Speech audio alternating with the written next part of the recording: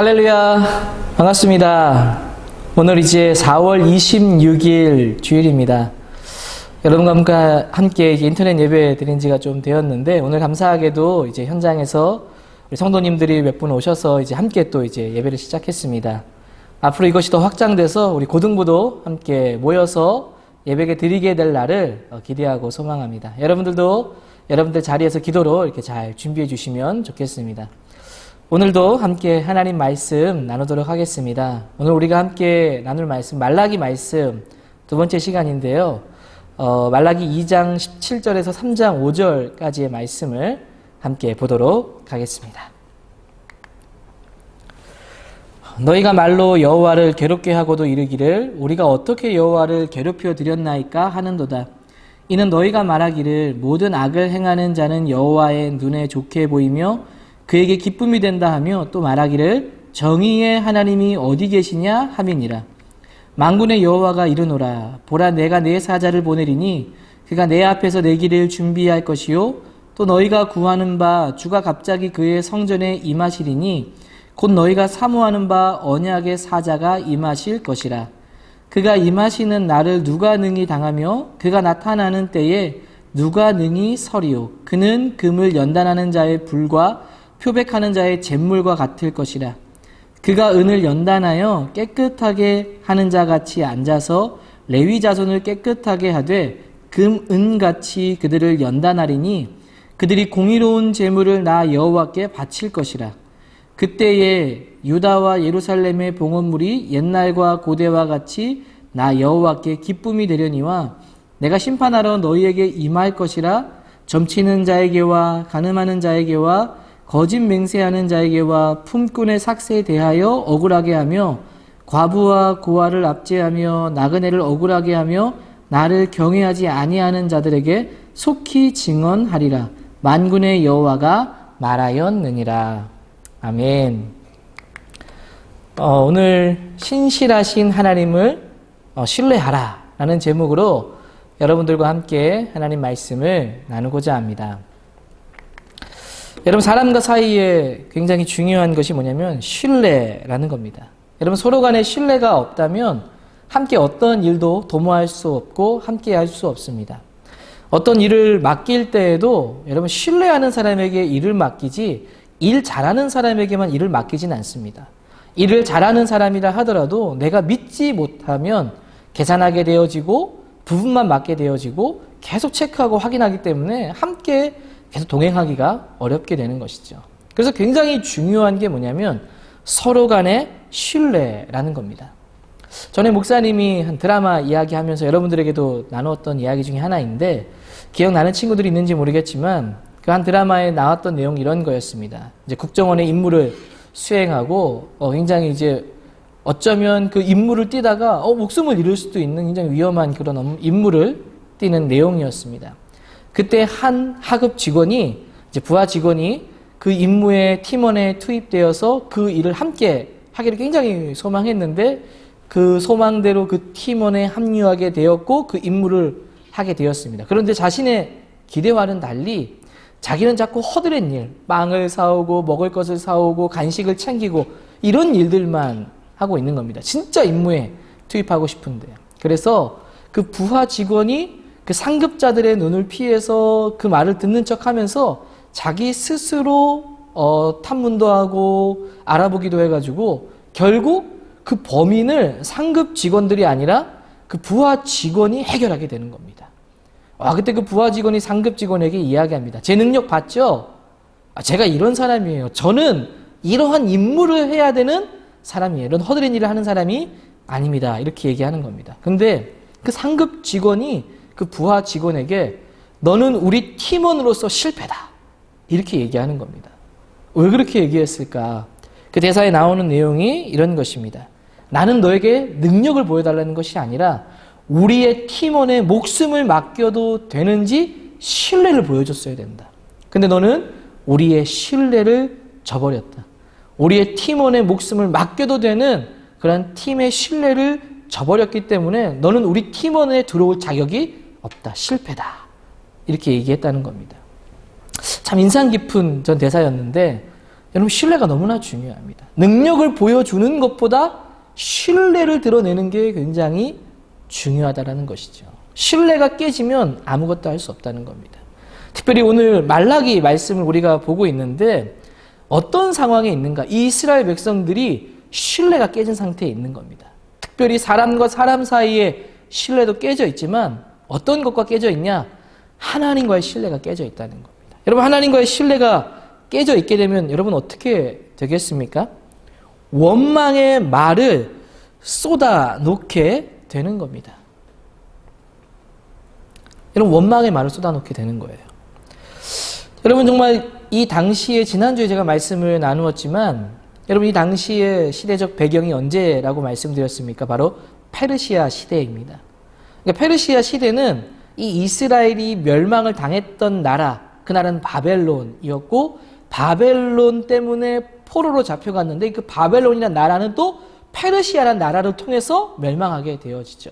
페르시아가 이제 새로운 강대국으로 이스라엘을 지배하는 나라가 되었는데 이 페르시아의 정책은 그 나라에 있는 사람들을 자신의 고국으로 돌려보내는 정책을 펼쳤고 그 정책을 따라서 이스라엘은 귀환하게 되어집니다.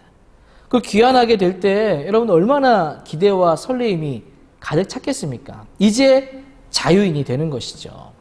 마치 우리나라가 일제 치하에 있을 때 어땠습니까? 나라의 주권을 빼앗긴 것이 얼마나 아픔이고 상처인지를, 근데 광복을 맞이할 때 얼마나 여러분 행복하고 기뻤겠습니까? 이스라엘 백성들이 그런 기쁨을 안고 깊은 기대와 부풀어서 고국으로 돌아오게 되었습니다. 그런데 여러분, 돌아오게 되어지고 나니까 현실은 또 그렇지가 않은 겁니다. 너무나 실망스러운 것이죠. 가난은 끊임없이 일어나고 차라리 포로로 살 때가 더 좋았다라고 말하고 있는 겁니다. 그러니까 이런 상황을 지켜보니까 여러분 어떤 마음이 여러분 들겠습니까? 이 하나님을 향한 기대가 원망으로 바뀌어 버리는 겁니다. 여러분, 이 원망으로 바뀌자 이들이 어떤 결론을 내리는가? 하나님 우리를 다스리지 않으신다. 그러면서 하나님은 우리를 사랑하지 않으신다. 하나님은 우리를 사랑하지 않으셔. 그래서 여러분 말라기 1장 2절에 우리가 지난주 봤던 말씀에 뭐라고 말합니까? 주께서 어떻게 우리를 사랑하셨습니까? 무슨 증거로, 무슨 말로 하나님은 우리를 사랑하셨다는 말씀입니까? 신뢰가 완전히 깨져 버린 겁니다. 여러분, 신뢰가 깨지니까 어떻게 합니까? 이제 하나님을 향한 원망의 말들이 수없이 쏟아져 나오는 겁니다. 하나님 우리 사랑하지 않기 때문에 하나님을 비난하고 비방하고 원망하는 말들이 그들의 입에서 나오는 것이죠.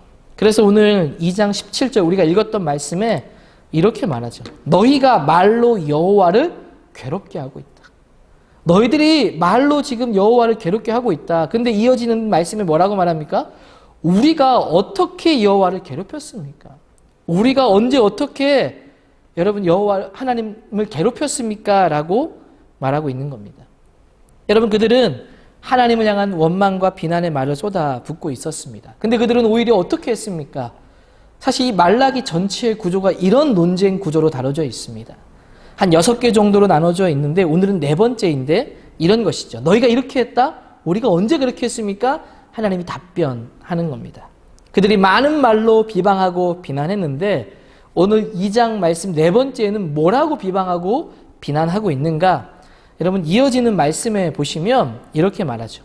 너희가 말하기를 모든 악을 행하는 자는 여호와의 눈에 좋게 보이며 기쁨이 된다. 또 말하기를 정의의 하나님이 어디 계시냐. 이 말이 무슨 말인가? 너희가 말하기를 모든 악을 행하는 자는 여호와의 눈에 좋게 보인다. 여러분, 세번역으로 보시면 이런 말입니다. 주님께서는 악한 일을 하는 사람도 좋게 여기는 분 아닙니까?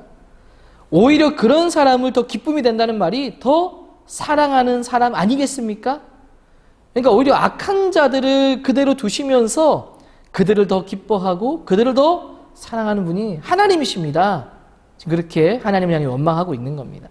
그러면서 또 말하기를 정의의 하나님이 어디 계시냐. 세번역에 보니까 공의롭게 재판하지도 않습니다. 여러분, 이 정의라는 것이 히브리어 원어로 미슈파트라는 것인데 재판이라는 의미를 담고 있습니다.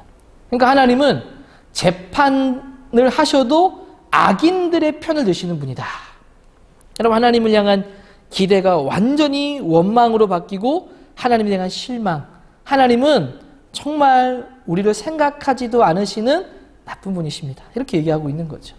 여러분, 이런 말씀을 보면 지금 이 사람들이, 이 이스라엘 백성들이 어떤 환경에 있는지를 알 수 있죠. 돌아왔는데 가난하고 성전은 무너져서 회복했지만 초라하고 힘든데 악한 사람들이 이들을 더 힘들게 하고 있다는 것을 엿볼 수 있습니다. 그러니까 굉장히 엎친 데 덮친 격으로 굉장히 어려운 상태에 있는 것이죠. 하나님은 아무 일도 하지 않는 분처럼 지금 원망하고 있습니다. 여러분, 근데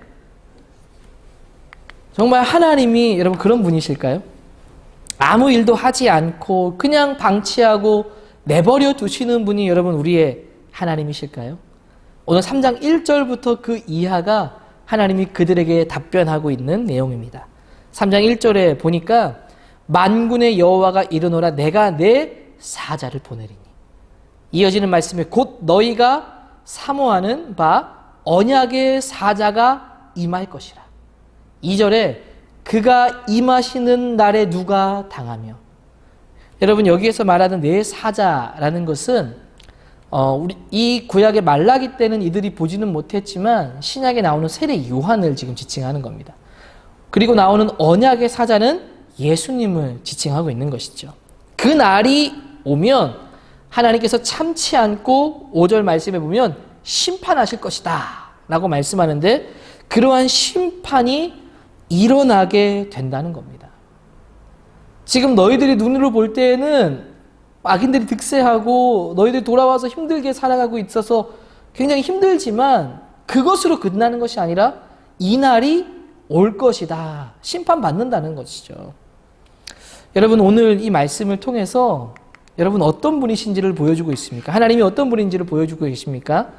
정의와 공의를 행하시는 분이 바로 하나님이라는 겁니다. 하나님은 불의를 그대로 보고 계신 분이 아니라 여러분, 하나님을 떠나고 하나님 앞에 죄를 짓고 하나님과 함께하지 않는 자들, 하나님을 떠나서 살아가는 자들은 반드시 심판받게 된다라는 것을 말씀해주고 있습니다. 그 일이 이루어진다라고 말씀해주고 있습니다. 그런데 여러분, 이 말라기 말씀에 보면 지금 당장 힘든데 너무 먼 이야기 아니겠습니까? 이 예언의 성취는 400년 후에나 이루어지고, 사실 이 언약의 사자 예수님이 오신다라고 하지만 이 심판이라는 것은 결국 초림이 아니라 재림, 우리가 지금 기다리고 있는 재림의 때까지를 가리킵니다. 굉장히 먼 이야기. 여러분, 이것을 통해서 우리에게 주시는 메시지는 여러분 무엇이겠습니까? 이러한 현실 가운데서도 하나님을 향한 신뢰를 여러분 잊지 말아야 한다라는 것입니다. 지금 너무 힘든데 하나님 향한 신뢰를 어떻게 잊지 않습니까? 하나님 우리 사랑하지 않는다라고 지금 말하는 이들에게 어떻게 그 하나님을 신뢰하고 살아갈 수 있겠습니까? 여러분, 하나님의 큰 그림을 보아야 합니다. 여러분, 큰 그림을 볼 때 당장의 이 순간만을 보는 것이 아니라 먼 미래 하나님께서 이루어질 그날을 소망하고 기대하게 되는 것이죠. 여러분, 성경의 이야기 중에 유명한 요셉 이야기 잘 아실 겁니다. 형들이 그를 팔아버렸죠. 그를 팔았더니 여러분 어떻게 되었습니까? 굉장히 어렵게 종살이를 하게 되어지고 감옥에도 가게 되어지고 결국 총리까지 되어졌죠. 그 모든 우여곡절을 잘 견디고 있던 터에 이제 기근이 오게 되었을 때 이스라엘의 형들이 자기에게 와서 곡식을 살려고 하고 절을 하게 됩니다. 그때 요셉인 것을 나중에 이제 형들이 알게 될 때 우리가 자기들이 판 것으로 인하여서 두려움에 벌벌 떨고 있죠. 그때 요셉이 그 형들에게 뭐라고 말합니까? 형님들 두려워하지 마세요. 여기에 내가 오게 된 것은 하나님께서 이스라엘을 구원하기 위해서 저를 미리 이곳에 보내신 것입니다. 하나님의 큰 그림을 본 것이죠, 요셉이. 여러분, 만약에 큰 그림을 보지 못했다면 어떻게 되었을까요? 자기가 노예로 팔려가고 보디발의 집에 있게 될 때 보디발에게 이런 부탁하지 않았을까요?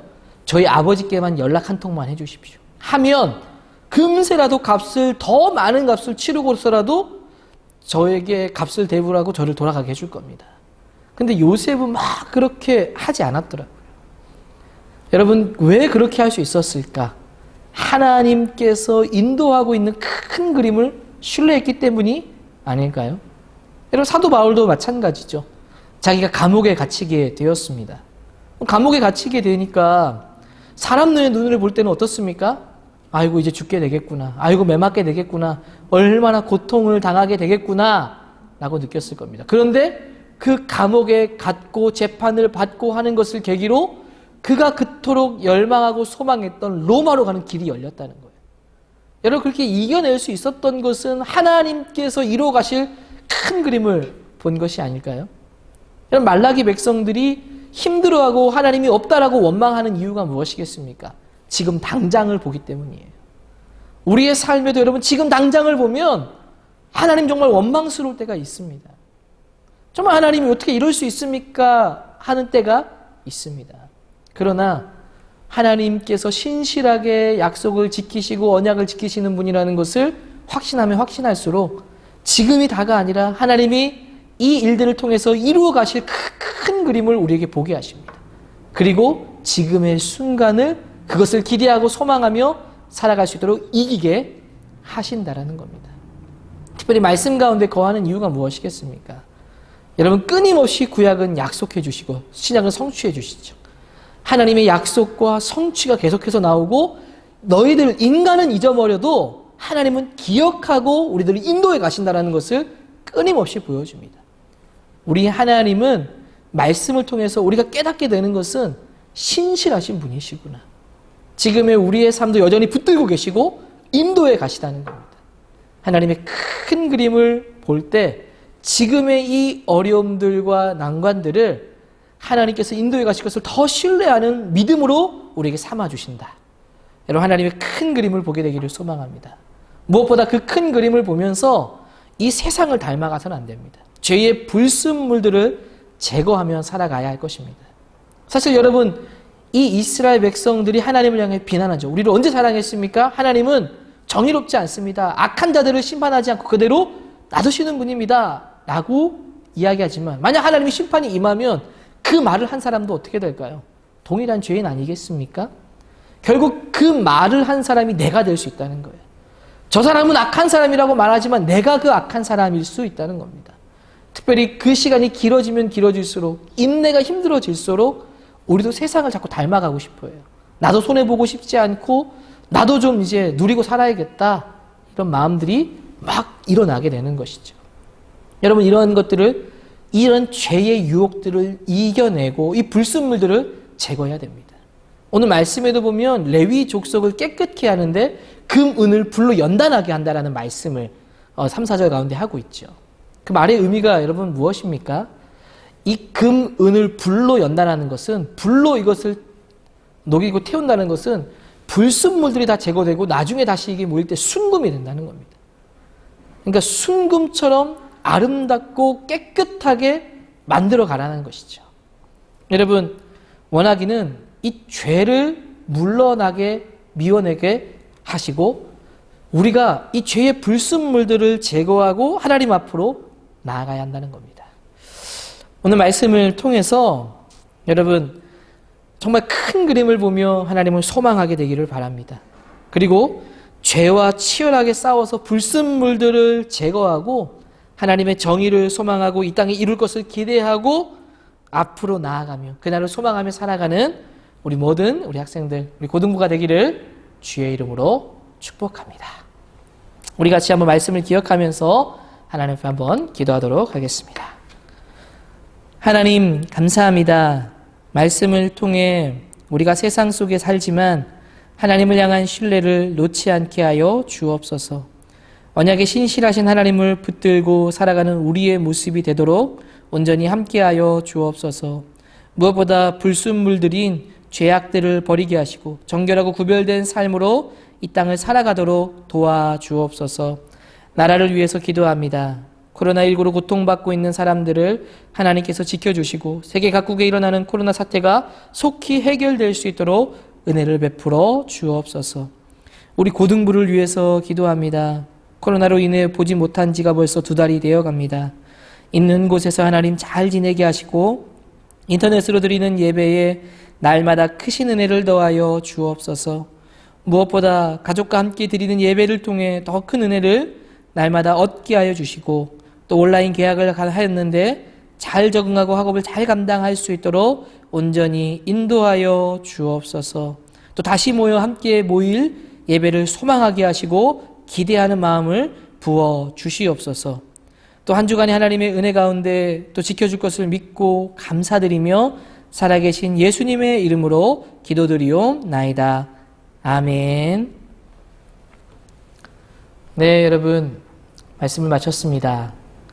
우리 고등부는 부모님과 함께 예배를 드리는 것을 마저 원칙적으로 지금 하고 있습니다. 그래서 여러분들 부모님과 온라인으로 함께 예배를 꼭 잘 드리시고 목사님 설교는 개인적으로 여러분들이 꼭 시간을 내서 듣고 또 주는 질문지에 답을 달아서 한 주 동안에 또 붙들고 갈 말씀으로 삼게 되기를 소망합니다. 그럼 여러분 한 주도 은혜 가운데 잘 지내십시오.